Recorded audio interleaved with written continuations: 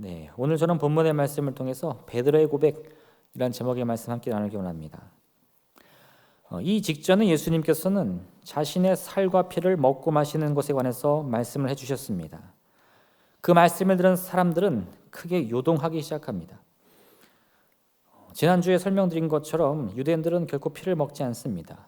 그리고 그 문제가 아니더라도 사람의 살과 피를 먹고 마신다는 개념은 쉽게 받아들이기 어려운 것임에 틀림이 없습니다.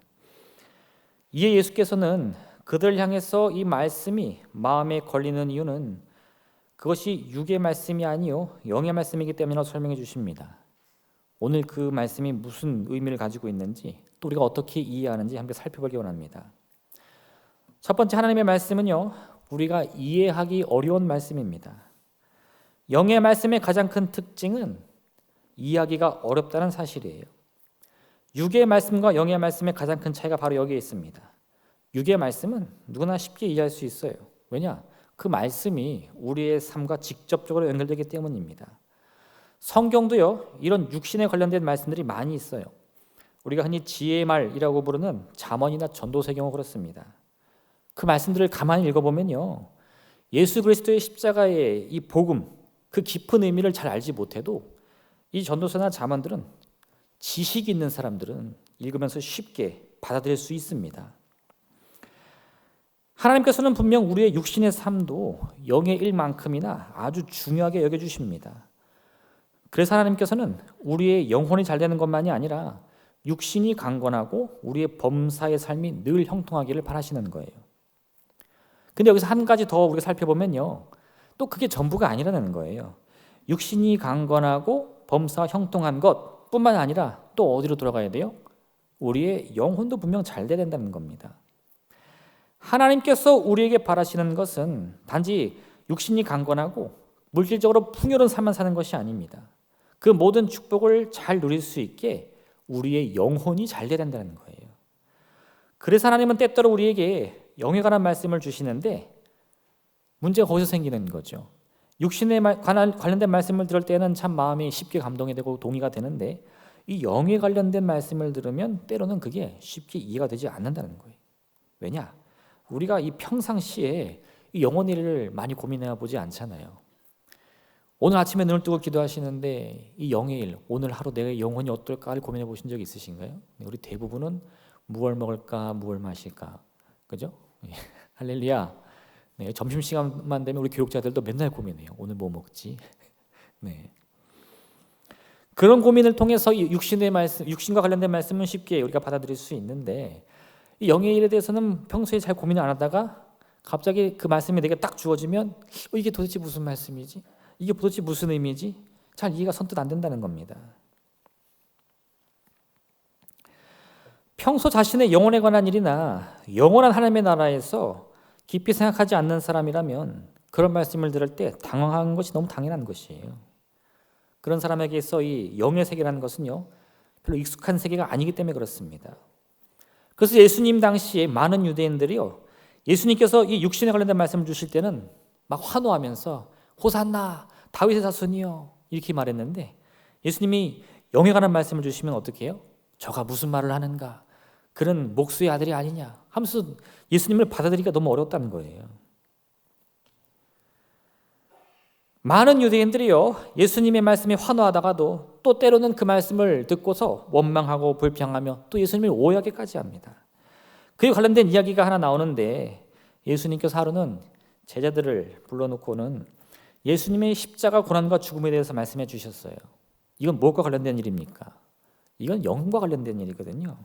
그런데 그 얘기를 들은 제자들이요, 혼란스러워합니다. 우리 예수님께서 사람들에게 잡혀가지고 매를 맞고 고난을 당하다가 십자가에 못이 박히고 죽어야 한다니까 깜짝 놀라는 거예요. 베드로가 그 말씀을 듣다 벌떡 일어나서 예수님을 붙잡고 이렇게 외칩니다. 주여 그리 마옵소서, 이 일이 결코 주께 미치지 아니하리이다. 베드로의 심정은 왜 그랬습니까? 왜 그는 예수님의 그 길을 막으려고 했습니까? 우리는 다 알고 있어요. 베드로는요, 예수님의 말씀을 거부하기 위해서 그런 말을 한 것이 아닙니다. 예수님께서 죽임당할 것이라는 말씀을 듣자 어떻게든 자기가 예수님을 사랑하는 마음에 도움이 되어 드리려고 그렇게 말을 하는 거예요. 근데 그 말이 정말 예수님께 도움이 됐을까요? 아니요. 오히려 방해가 됐습니다. 그럼 왜 이런 오해가 생겼는가? 베드로는 지금 예수님의 그 말씀을 영의 일로 이해하지 못하고 육의 일로만 봤기 때문에 그렇습니다. 내가 사랑하는 예수님 언제나 내 곁에 있으면 좋겠는데 그분이 우리 곁을 떠나 죽겠다고 말씀하시니 그거 안 된다는 겁니다. 근데 예수님께서요, 그 고난을 감당하셔야, 그 십자가에서 피를 흘리셔야, 그 십자가에서 생명을 포기하셔야 우리 온 인류가 그 영혼 속에 있는 죄를 사함받고 구원의 길을 갈 수 있는 거예요.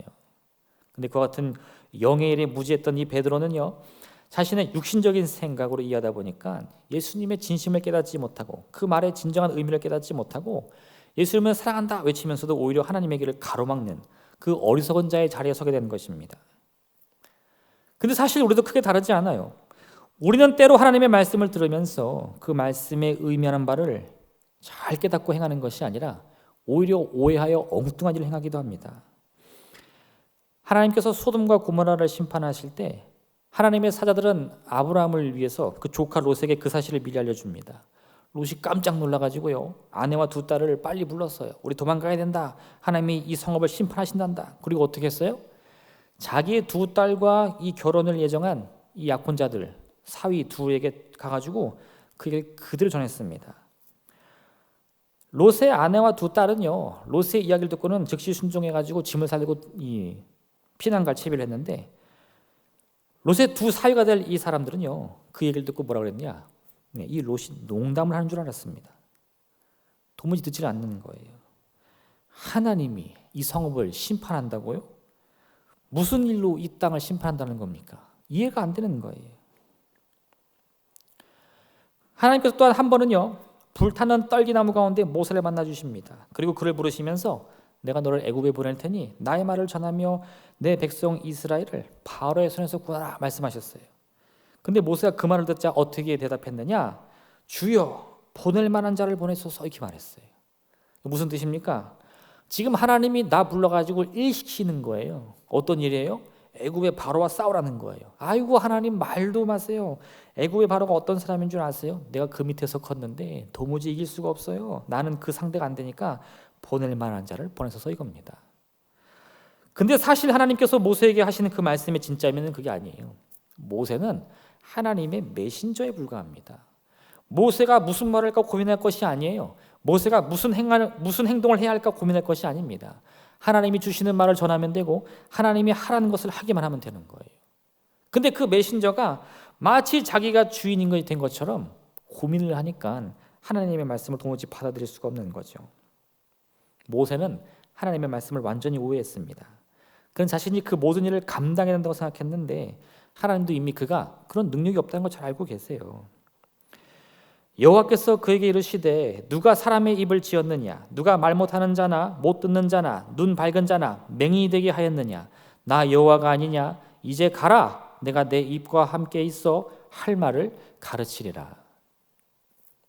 하나님이 모세를 과대평가해서 보내는 게 아닙니다. 그의 장점, 그의 단점 이미 다 알고 있어요. 근데 그런 것을 고려한 것이 아니라 이미 하나님은 바로의 모든 마음을 주장하실 수 있는 분이에요. 모세는 그런 하나님을 믿고 하나님의 말씀에 따라 애굽으로 가기만 하면 되는 겁니다. 근데 왜 그 일을 이해 못하는가? 그 일이 자신의 육신과 관련된 일이라고 생각했기 때문이에요. 내가 어떻게 바로를 감당할 수 있겠습니까?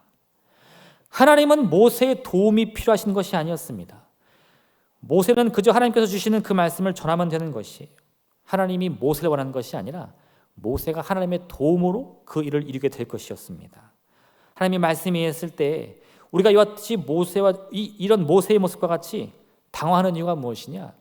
내게 주어진 하나님의 말씀을 우리가 육신의 생각으로 풀기 때문인 거죠. 하나님이 뭔가 실수를 하셨기 때문에 그 말씀이 이해가 안 가는 것이 아니고 내가 아직 그 말씀을 받아들일 준비가 안 된 것뿐입니다. 그럼 그런 실수를 우리가 반복하지 않기 위해서는 어떻게 해야 되느냐? 하나님의 말씀이 우리의 영에 관련된 말씀인 것을 우리는 꼭 기억해야 돼요. 그래서 그 말씀을 들었을 때 우리는 때로 이해하지 못할 수 있습니다. 그 말씀의 의미가 무엇인지 확 와닿지 않을 수 있어요. 하나님 어떻게 저런 말씀을 하시지? 왜 내게 저런 말씀을 주시지? 그러면 여러분 그거를요, 에이 이건 하나님 말씀 아닌가 보다, 마귀 유혹이 하지 마시고 곰곰이 생각해 보세요. 정말 그게 내가 오해한 말씀인지, 아니면 내가 하나님의 말씀을 받아들일 준비가 되어 있지 않아서 내가 이해를 못하는 것인지.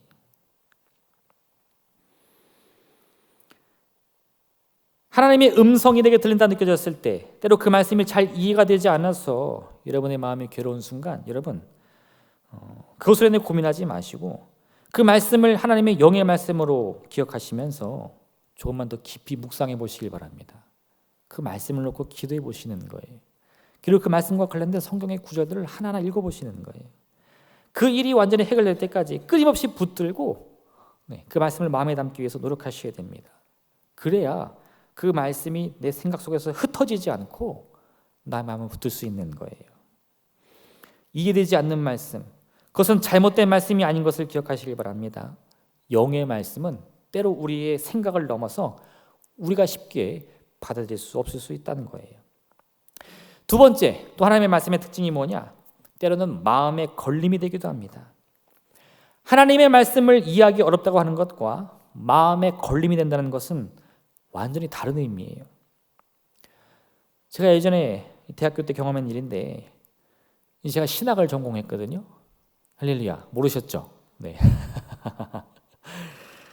근데 이 신학을 하다 보니까 내가 나중에 학교를 졸업하고 이제 교회에서 사역을 하다 보면 성도님들을 만나게 되고 이 상담 쪽을 좀 배워두면 뭔가 도움이 되지 않을까, 그런 생각을 했어요. 그래서 이제 교양 과목으로 상담 과목을 한번 들어볼까 하고 신청을 들은 적이 있습니다. 처음에 상담 과목을 들어갔는데 그때 그 상담학을 가르치는 교수님이 지금 수원에서 목회를 하시는 어떤 담임 목사님이셨어요.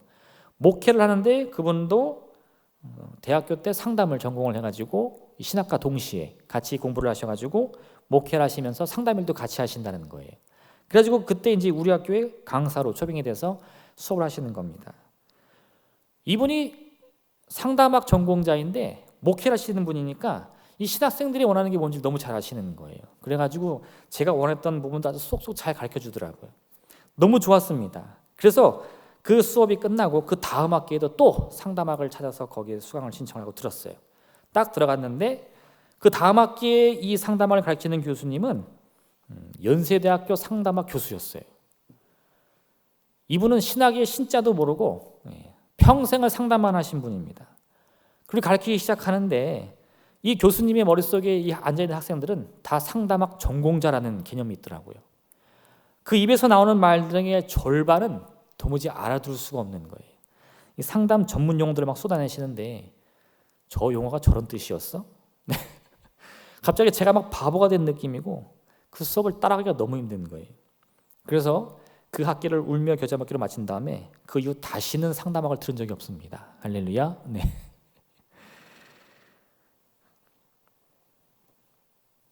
근데 여러분, 그때 제가 느낀 감정은 뭐냐면 제가 그 교수님의 지식을 따라갈 수 없다는 거예요. 이해할 수가 없다는 거예요. 왜? 내가 너무 모르니까. 근데 마음에 걸림이 된다는 말은 그런 의미가 아닙니다. 완전히 다른 상황을 말하는 건데 사람들은 예수님이 말씀하시는 의미가 뭔지를 거의 이해를 해요. 이해를 하는데 그 이해와는 반대로 내 마음이 그 말씀이 싫은 거예요. 그게 마음에 걸림이 되는 겁니다. 예수님께서 주시는 말씀이 진짜 육신의 말씀처럼 사람을 뜯어먹는 게 아니라는 걸 알고 있어요. 아, 저거는 영혼에 관한 말씀이구나. 예수와 하나가 되기 위해서는 그의 살과 피를 내가 먹고 마셔야 한다는 거구나. 그걸 이해했는데 그게 싫은 거예요.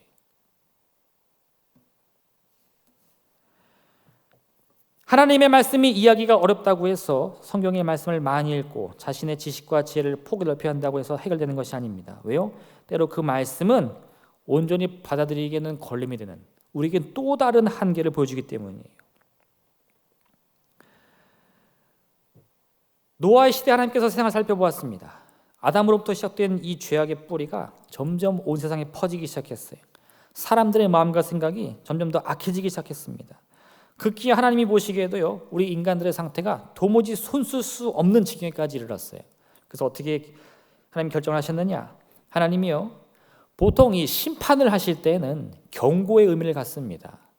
우리 부모님들의 아이들 혼낼 때 많이 쓰시죠? 너 한 번만 더 해봐. 가만히 안 둔다. 네. 내가 그 말하면서 진짜 자녀들을 가만히 안 두는 부모를 본 적이 없어. 네. 자녀들이 그래도 잘 먹고 잘 살아요. 아이들도 한두 번 당하다 보면요, 부모가 말하는 것이 전부 허풍인 걸 다 알고 있습니다. 알았어 엄마 빨리 할게. 그만 좀 말해. 시끄러워 죽겠어. 네.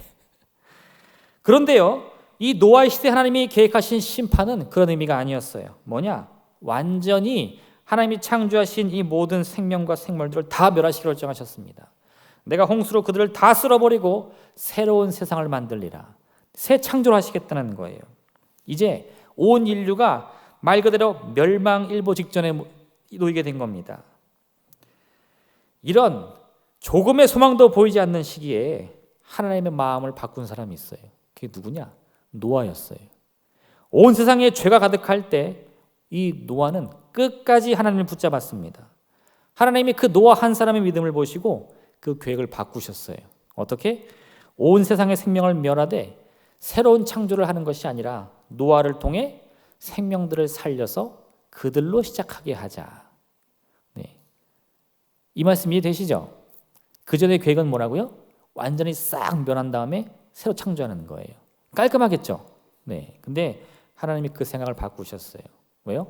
노아로 인해 인류에게 다시 한번 희망을 걸어보기로 한 거예요. 그래서 이 노아에게 명령을 주십니다. 어떻게 해요? 너는 산 위에다가 거대한 방주를 지어라. 그리고 그 방주에 생명들을 암수암수씩 채워서 그들이 하나도 멸종되지 않도록 지키고 보호하라. 물론 죄악에 빠진 사람들은 그 생명을 구원받을 수 없을 겁니다. 하지만 이 세상은 멸망당하지는 않을 거예요. 왜요? 노아와 그의 가족들을 통해서 새롭게 생육하고 번성하여 땅에 충만하라는 하나님의 약속을 계속해서 이어갈 수 있을 것이기 때문입니다. 이를 위해 노아가 해야 할 일은 단 하나였는데 그게 뭐냐? 하나님의 말씀에 따라 산 위에다가 방주를 만드는 거죠. 그 방주를 통해서 하나님이 만드신 이 동물들 역시 함께 보호를 받게 될 것입니다. 하나님의 심판은 세상이 임할 것이겠지만 세상은 그것을 견뎌낼 수 있을 거예요. 왜요? 노아의 방주가 있기 때문에. 그런데 이 방주를 지으라는 말은 생각해보면 그렇게 쉽게 납득할 수 있는 말은 아닙니다. 이 방주의 규모만 봐도요, 대략 따져도 축구장 3개의 크기라고 하더라고요. 네, 저도 그게 몇 미터인지 모르겠는데 어마어마하게 큰 거예요. 노아는 근데 그것을 가족과 함께 지었습니다. 네. 이게 상식적으로 생각하면 말이 안 되죠. 그죠? 근데 노아는 그 일을 해냈고 또 하나님이 말씀하신 대로 산 위에다가 그 거대한 방주를 짓기 시작하는 거예요. 노아가 이런 행동을 한 이유가 무엇일까요? 하나님의 말씀에 납득이 되었기 때문에? 아니요. 아마 노아도 그 마음에 걸림이 있었을 겁니다. 내가 왜 그 일을 해야 될 것인가? 왜 하필 나인가? 왜 하나님은 이 힘든 일을 나에게 맡기셨는가? 그 마음에도 여러 가지 고민이 있었을 거예요. 그런데 이 노아는 납득이 돼서 그 일을 한 것이 아니라 그 걸림이 있음에도 불구하고 그 말씀을 안고 그대로 행동하기로 결정한 거예요. 우린 그걸 뭐라고 부르느냐? 그걸 순종이라고 부릅니다. 이와 정반대되는 이야기가 또 하나 있습니다. 선지자 요나의 이야기예요. 하나님께서 요나에게 니느웨 성으로 가라고 말씀하셨는데 그는 이 니느웨가 있는 동쪽이 아니라 정반대인 서쪽 다시스로 도망을 칩니다.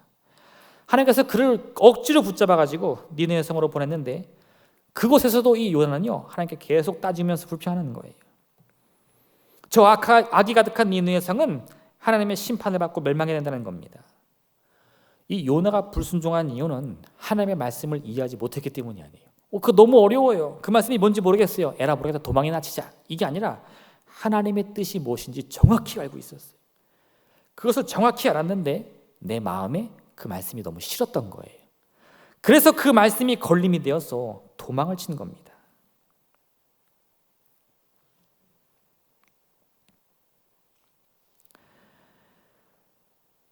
니느웨의 백성들은 하나님은 물론 하나님의 말씀도 잘 모르는 사람이었어요. 어떻게 보면 요나의 말이 맞습니다. 저 악을 늘 행하는 사람들이 왜 용서를 받아야 됩니까? 생각하는 것도 악하고 행하는 것도 모두가 다 악한데 왜 하나님은 저들을 사랑해야 된다고 말씀하십니까? 이 니느웨 백성의 악행은 아주 유명해요. 네. 그들이 나라를 정복하면 그 정복한 피난민들, 포로들을 아주 악독하게 다뤘다고 합니다. 니느웨도요, 아니 요나도요. 그렇기 때문에 이 니느웨 백성들을 결코 용서할 수가 없었던 거예요. 그래서 이 요나는 하나님의 말씀을 피해 달아나기로 결정을 한 겁니다. 그런 그 마음의 걸림을 넘지 못했어요. 아무리 하나님의 말씀이라도 내가 납득하지 못하면 행할 수 없다는 겁니다. 이해하지 못한 것이 아니라, 부족함 때문이 아니라 마음의 걸림이 있어서 하나님께 대응한 것이죠. 이미 예수님께서는요, 거듭남의 말씀을 통해서 참된 하나님의 자녀가 되기 위해서는 내 자신의 과거와 결별해야 된다고 말씀해 주셨습니다. 천국에 간 사람들은 어떻게 하라고 그랬죠? 거듭나야 된다. 거듭남이란 무엇입니까? 새로 태어나는 거예요. 새로 태어난 아기들 보신 적 있으신가요? 네, 말도 마세요, 그렇죠? 네, 저도 4번은 봤습니다, 그렇죠? 처음에 태어난 아이들은요, 아무것도 할 줄 몰라요. 먹을 줄도 모르고, 걸을 줄도 모르고, 웃을 줄도 몰라요. 그저 하루 종일 우는 것밖에 할 줄 모르고 매일 하는 거랑은 잠자는 겁니다. 네, 24시간 중에 20시간은 자더라고요. 그 나머지 4시간은 뭐예요? 먹는 거예요. 네, 그게 갓난아이가 하는 거죠. 그럼 왜 그 갓난아이는 맨날 그렇게 살까요? 아무것도 모르기 때문에. 우리가 예수님을 만나면요, 과거의 나는 완전히 지워져야 돼요. 내가 생각했던 거, 내가 추구했던 거, 내가 목표로 했던 거 다 사라져야 됩니다. 왠 줄 아세요? 그 기준이 여전히 남아있다면 그 기준으로 하나님의 말씀도 판단하려고 하기 때문에 그래요. 하나님 그거 아닌데요. 하나님이 틀린 것 같은데요. 내가 50년을 살아봤는데 그거 아닌 것 같은데요. 할렐루야, 할렐루야. 네.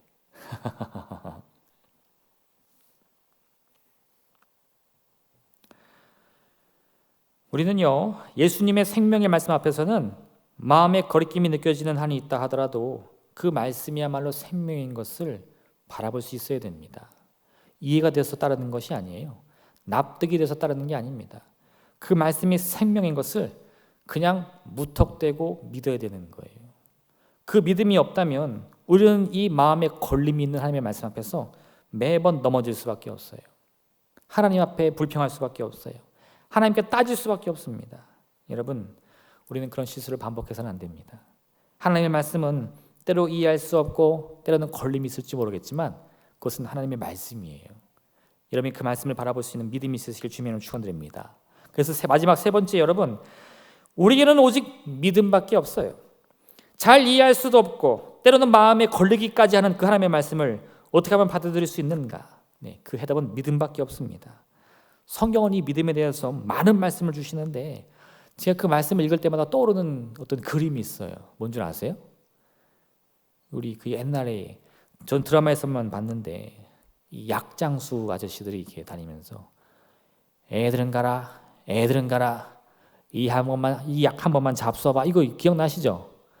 머리가 아프면 머리가 낫고 배가 아프면 배가 낫고 다리가 아프면 다리가 나. 이거, 네, 그 말씀이 기억이 나요. 마가복음 9장 23절 말씀은요, 할 수 있거든이 무슨 말이냐, 믿는 자에겐 능히 하지 못할 일이 없느니라. 여기서 더 필요한 말씀이 뭐가 있습니까? 로마서 1장 17절 말씀은요, 복음에는 하나님의 의가 나타나서 믿음으로 믿음에 이르게 하나니 기록된 바 오직 의인은 믿음으로 말미암아 살리라 함과 같으니라. 아무것도 필요 없다는 거예요. 믿음만 있으면 된다는 거예요. 만병통치약이 아니면 뭐가 되겠습니까? 성경은 왜 이토록 믿음을 강조하는 걸까요? 네, 다른 게 없어요. 말 그대로 믿음밖에는 답이 없기 때문입니다. 믿는 자에게 능히 하지 못할 일이 없다는 말씀은요, 그걸 반대로 생각해 보면 믿음이 없이는 아무것도 할 수 없다는 의미가 되는 거예요. 믿음은 있으면 좋고 없으면 말고 하는 게 아니고, 믿음이 없이는 우리는 하나님 앞에서 아무것도 할 수가 없다는 겁니다. 왜요? 하나님의 말씀을 이해하지도 못하고 또 그 말씀을 이해했다 하더라도 내 마음에 걸림이 있어서 따를 수가 없는데 도대체 뭘 할 수 있겠습니까? 한 청년이 예수님을 찾아왔습니다. 그가 예수님께 영생에 관한 방법을 물어봤어요.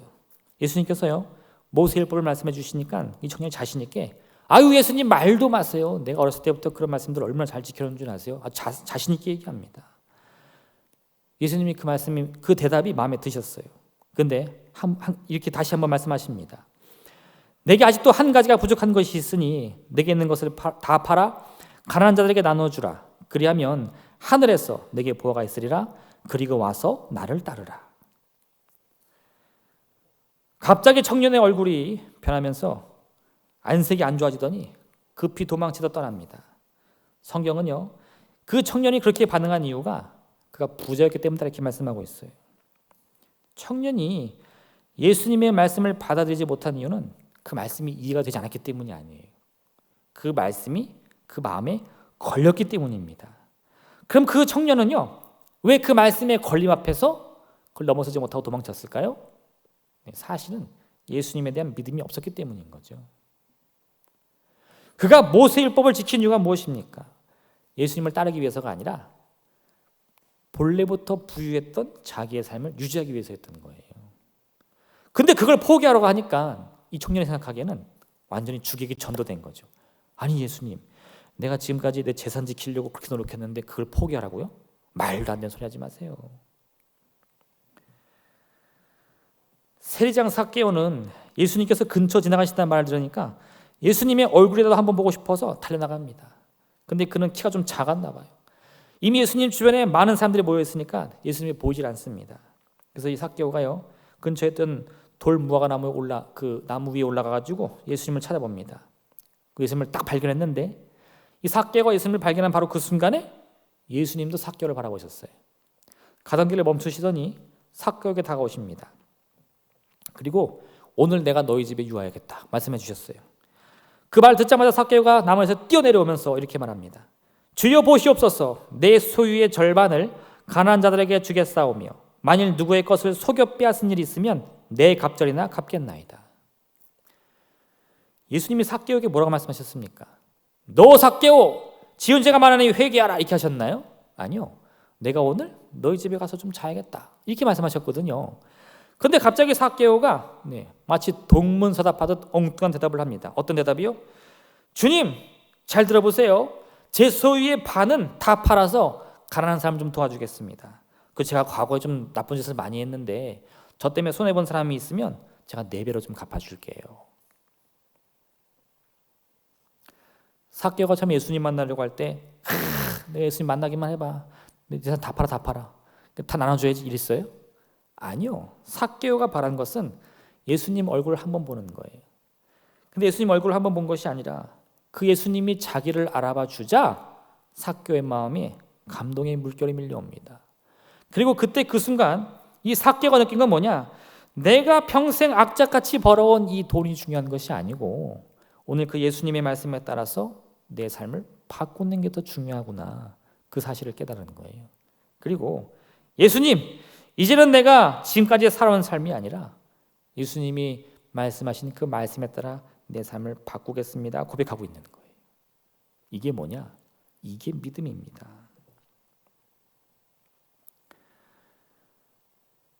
지금 고백하고 있는 이 삭개오의 고백은 지금까지 삭개오가 살아온 방식이 아니었어요. 세리장, 그는 세리도 아니에요. 세리 삭개오도 아니고 세리장입니다. 그 호칭에서 우리가 알 수 있는 것처럼 그는 악착같이 유대인들로부터 세금 걷어서 로마인들을 인정받은 그런 인생이었습니다. 로마인들에게는 참 충성스러운 종이었지만 이 동족인 유대인들이 보면 너무나 인정머리도 없는 배신자의 피도 눈물도 없는 사기꾼, 건달 그런 사람이었던 거예요. 근데요, 예수님을 만난 바로 그 순간 더 이상은 아닙니다. 앞으로 그의 삶은 세리장의 삶이 아니라 예수님을 만난, 예수님을 따르는 하나님의 자녀의 삶을 살게 되는 거예요. 그 변화가 어디에서 왔느냐? 이 삭개오가 스스로 과거의 자신의 모습을 버렸기 때문에 가능한 겁니다. 삭개오는 스스로 지금까지의 자신을 포기하기로 결정합니다. 그리고 오직 주님의 말씀만을 믿고 의지하기 위한 결단을 한 것이에요.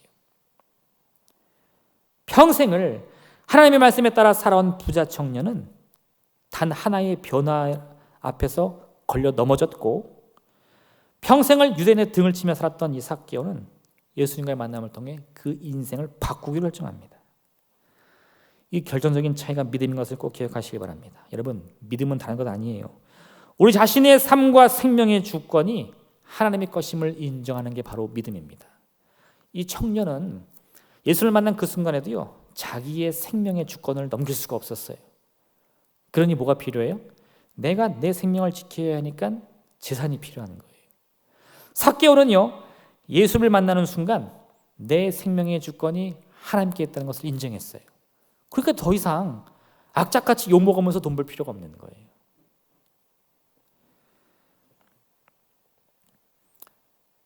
저도 젊었을 때 소시적에 군대를 좀 갔다 왔습니다. 할렐루야.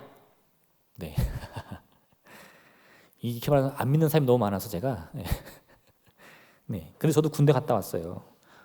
이 훈련소에 들어가는데 입구로 이렇게 들어가면 분위기도 굉장히 좋아요. 이 조교분들이 빨간 모자 푹 눌러쓰고 하얀 장갑 끼고 환영합니다 이러고 있더라고요. 근데 그때만 해도 제가 그분들의 눈빛을 못 봤어. 그게 큰 실수였죠. 그 환영을 받으면서 훈련소에 이렇게 들어갔는데 환영식이 끝나고 가족들이 다 돌아가는 순간 이 조교들이 본색을 드러냅니다. 눈빛이 변하더라고요. 그리고 합니다라는 말이 사라져. 해라, 네, 조용히 안 하냐? 뭐 이런 말이 나오더라고요. 분위기가 갑자기 살벌해지면서 네, 큰 소리가 나기 시작합니다. 거기 입수한 이제 저랑 같이 입수한 친구들이 갑자기 긴장을 하고요. 이 몸가짐이 이제 바로 되는 거죠. 그날 이후부터요. 다음 날부터 이제 아침부터 시작해가지고 훈련들이 시작되는 거예요. 아침에 일어나서 구보 뛰고 아침 먹고 훈련, 점심 먹고 훈련, 저녁 먹고 훈련 계속해서 몸을 굴립니다. 그리고 우리가 뭘 실수를 하면요. 막 욕하고 때리는 게 아니에요. 운동을 시켜요. 푸시업 100개 막 이렇게 해서 운동을 시켜요. 근데 나중에 한 조교가 우리한테 그런 얘기를 하더라고요. 훈련 잘 받아라. 근데 마지막에 행군하는데 농땡이 피다가는 거기서 다 쓰러진다. 그게 무슨 말인지 몰랐어요. 훈련 마지막 날에요. 행군을 합니다. 저는 공군 나와가지고 40km 행군했거든요. 군장 메고 산 올라가는데 하늘이 노랗다는 걸 그때 처음 알았어요. 네. 이 수분이 다 빠져나가면서 물을 너무 먹고 싶은데 물을 먹어도 이 갈증이 해소가 안 되더라고요. 정상쯤 올라가는데 말 그대로 내려가고 싶었어. 근데 그때 조교들이 뭐라 그러냐면 야 힘들어? 내려가 이렇게 말해요. 근데 그때 내려가면 훈련소를 못 나갑니다. 다시 첫째부터 훈련 또 받아야 되는 거예요. 이를 악물고 내가 저놈들 또 만나나 봐라. 그리고 끝까지 올라가는 거예요. 그리고 올라가면서 마지막에 이 결승점에 들어가는데 그 마음이 정말 너무 기쁘다. 마치 구원받은 것 같아. 내가 해냈다. 네. 근데 그때 바로 그 조교가 했던 말이 떠오르는 거예요. 농땡이 피지 마라. 훈련 잘 받아라. 그래야 너는 행군 다 통과한다. 네. 조교들이 우리에게 소리 버럭버럭 지르면서 맨날 구보시키고 푸시업 시키는 이유가 따로 있어요. 뭐예요? 그 행군은 아무나 버틸 수 있는 게 아니에요. 이게 사회에서 맨날 먹고 자고 놀던 애들이 그거 할 수 있는 게 아닙니다. 4주 동안 열심히 훈련받아야 그거 성공할 수 있어요. 근데 그걸 모르면요. 어떤 생각이 드느냐? 아, 저놈들 너무하네. 우리를 이렇게 너무 괴롭히려고 태어났나? 이 조교들이 미운 거예요. 근데 이 조교들의 그 행동의 의미를 깨달으면요. 그들이 하는 말들의 의미를 찾게 되는 거죠. 열심히 해야겠다. 죽도록 해야겠다. 내가 이 훈련소를 반드시 우수한 성적으로 졸업하리라. 때로 하나님은 우리를요. 숨이 턱이 차오르도록 고난 속에로 내모는 경우가 있습니다. 근데 그 순간에 우리가 하나님의 참뜻을 이해하지 못하면요. 하나님이 원망스러워요. 왜 나를 이렇게 괴롭히실까? 우리 하나님 참 이상하신 분이네. 근데요. 우리가 그 고난을 통해서 내 믿음을 세우고 나의 이 흔들리는 마음을 붙잡을 수 있는 기회라는 것을 깨닫게 되면요. 그 고난 속에서도 그걸 견딜 수 있는 힘이 생기는 거예요. 그리고 더 큰 문제가 찾아왔을 때 하나님의 그 훈련 과정을 바로 이해할 수 있게 되는 겁니다. 그 과정을 어떻게 견뎌요? 나를 향한 하나님의 뜻이 선하다는 것을 믿기 때문인 거예요. 내가 지금은 고난 속에 있지만 하나님은 그 고난 가운데서 나를 선하게 인도하신다는 믿음이 있는 사람만이 그 훈련을 견딜 수 있다는 겁니다. 고난을 이기는 힘이라는 것은 다른 게 아니에요. 지금 그 순간에도 하나님이 나를 선한 계획으로 이끄신다라는 믿음만 있으면 되는 거예요. 하나님의 말씀이 이해가 돼서 따를 수 있는 게 아닙니다. 그 말씀이 내가 듣기 좋아서 따를 수 있는 게 아니에요. 이해할 수도 없고 또는 그 마음에 걸림이 있어서 막 원망과 불평이 솟아오르는 그 순간에도 아니야. 하나님의 뜻은 선한 것이지. 하나님이 내게 바라시는 것은 재앙이 아니라 평안이지. 그걸 믿을 수 있을 때에 우리는 그 훈련을 다 견딜 수 있게 되는 겁니다. 오늘 베드로는 너희들도 날 떠나려느냐? 예수님의 물음에 이렇게 대답합니다. 주여, 영생의 말씀이 주께 있사오니 우리가 누구에게로 가오리이까? 우리가 주는 하나님의 거룩하신 자이신 줄을 믿고 알았사옵나이다. 할렐루야. 이후에 베드로의 행동을 가만히 보면요, 사실 베드로도 다 이해하지 못했어요. 다 받아들이지 못했습니다. 이 이후에도 베드로는요, 계속 실수해서 넘어집니다. 근데 베드로가 이렇게 고백한 이유가 무엇입니까? 내가 예수님 이제 다 알았어요, 다 깨달았습니다 하는 게 아니라 믿겠다는 거예요. 지금 나는 비록 그 말씀 다 받아들일 수 없지만 저 주님을 떠나는 사람들처럼 주님을 떠날 것이 아니라 저는 끝까지 예수님을 믿고 따르겠습니다. 베드로는 지혜가 많은 사람 아니었습니다. 능력이 많은 사람도 아니었어요. 하지만 분명한 것은 그는 진심으로 주님을 믿을 준비가 되어 있는 사람이었습니다. 그도 역시 수많은 실수 저질렀지만 그 실수 앞에서 베드로도 괴로워하면서도 슬퍼하면서도 주님을 포기하지 않아요. 그게 베드로의 진짜 믿음입니다. 결국 이 베드로는 그 믿음을 통해 예수님의 말씀과 같이 사람을 낚는 어부가 될 수 있었어요. 오직 믿음뿐입니다. 우리를 변화시키는 것도 믿음이요, 하나님을 의지하게 만드는 그 힘도 믿음뿐임을 꼭 기억하시길 바랍니다. 오늘 본문의 말씀처럼 때로 이해하기 어렵고 인정하기 어려운 하나님의 뜻 앞에서도 여러분 너무 당황하지 마세요. 믿음으로 주님 바라보시기 바랍니다. 지금은 내 마음이 벌거는 듯하면서 원망과 불평이 생길지 모르겠지만 여러분 그 순간에도 하나님의 뜻을 믿을 수 있으셔야 돼요. 어떻게? 그냥 믿는 거예요. 그분의 뜻은 선하시다. 그분의 뜻은 재앙이 아니라 평안이다. 이 같은 믿음의 고백을 통해서 여러분 때로는 이해할 수도 없고 때로는 마음에 걸림이 되는 그 말씀 앞에서도 오직 순종하며 주님의 큰 뜻을 이루는 여러분들 모두 되시기를 주님의 이름으로 축원드립니다. 기도하겠습니다. 사랑해 주님 감사드립니다. 이 시간 하나님 참으로 우리가 이 말씀 붙들고 함께 기도할 수 있도록 인도하시며 주의 말씀에 선 우리들 오직 믿음으로 주님 바라보게 도와주시옵소서. 내 마음이 어떠한 제목이 있든지 간에 선함으로 이끄실 주님, 선함으로 응답하실 주님을 기대하게 도와주옵시며 그 소망 가지고 함께 부르짖고 기도하며 응답받게 하여 주옵소서. 감사드리며 예수님의 이름으로 기도드립니다. 아멘.